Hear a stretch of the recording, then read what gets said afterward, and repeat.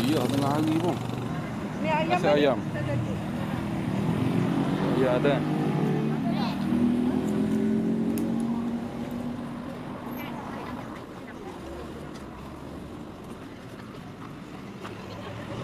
Nasi Kak Wu.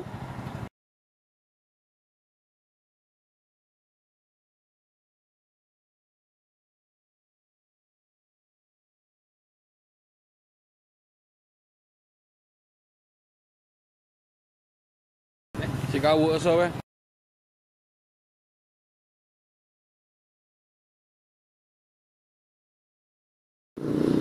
Kita pergi beli air situ. Air situ segala jenis air RM2. Air Milo ke, air Nescafe ke, air tu RM2. Nak teh tak? Teh ais kat tepi. Okay, semua dah ada dah. Untuk tengah hari ni, nasi ada dah, nasi kawuk, air ada dah. Jom balik makan.